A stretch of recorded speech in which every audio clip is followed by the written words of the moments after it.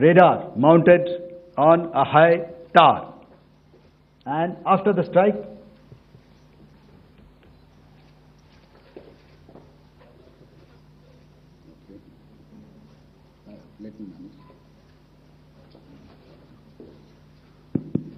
thank you.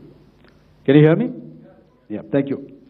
And after the strike, this is what has happened. This radar has been taken out, completely burnt. Next slide, please.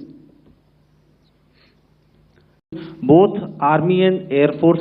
The target systems that were given to the Indian Air Force were the notorious training camps at Bahawalpur and Muridke. These being further from the international boundary. Through critical target system analysis, we analyzed what was to be done to annihilate these targets and plan to engage these targets with precision air-to-surface guided munitions so as to avoid collateral damage. The modalities of planning process I will not go through at this instant. However, what I would like to show you is the results that we achieved through our targeted airstrikes. Could I have the second slide, please?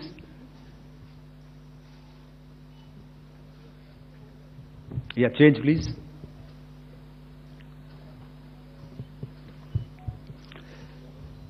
Okay. This is what the terror infra at Muridke looks like. If you see, north is as indicated, and to the right is east, where the international boundary lies. Could we have the next slide, please?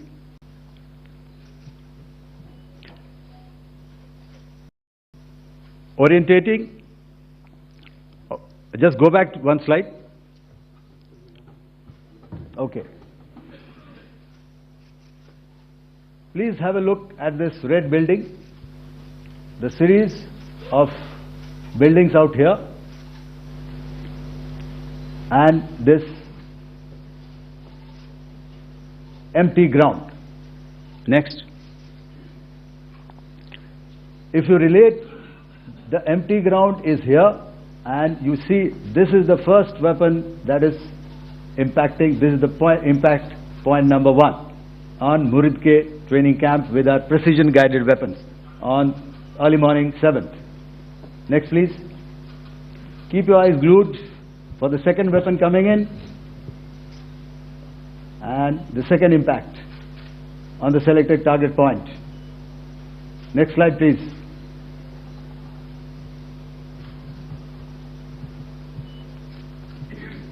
Third weapon, third impact. Continue. And fourth weapon, fourth impact. So through these targeted and precision targeting, we addressed the target at Muridke, which was the terrain infrastructure. Can you hear me? All right. Okay, I'll come closer to the mic. Now we go to the next target, which is the Bahawalpur training camp. Next slide, please. Okay, just wait. So the effect, if you see, the impact point, if I can point out, this is the impact point. The ammunition has gone through the roof and it has created a blast inside, the photographs of which you would have, all of you would have seen.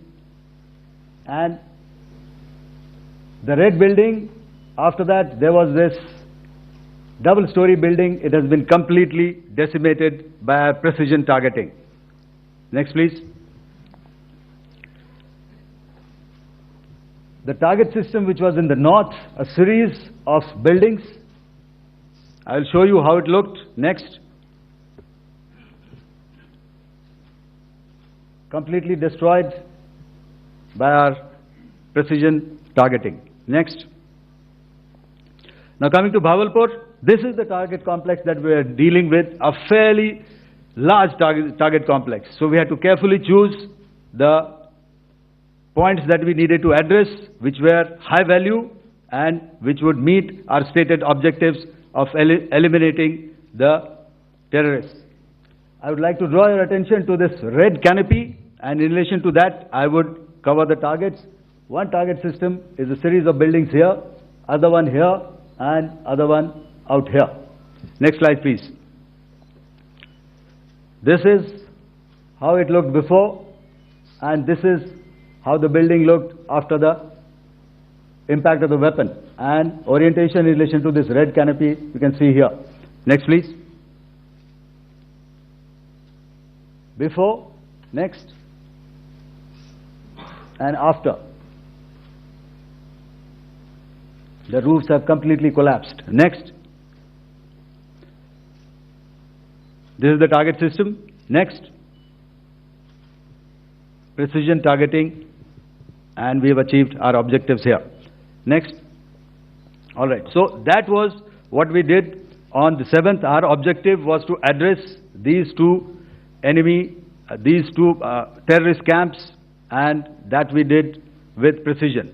And thereafter, we maintained a robust air defense posture, because remember, our objective was to target the terrorists and terrorist infrastructure, not any other infrastructure, not the Pakistani military, not the Pakistani any other infrastructure. So that is what we have maintained on the 7th of May.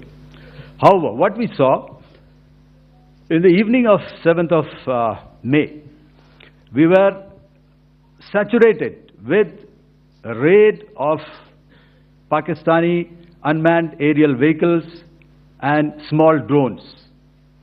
And these came in waves in our civilian areas, over our military installations, and all of them were successfully intercepted. Few of them did manage to land. However, there was not much damage that they did. And we have our robust counter-US hard kill and soft kill systems which did the job.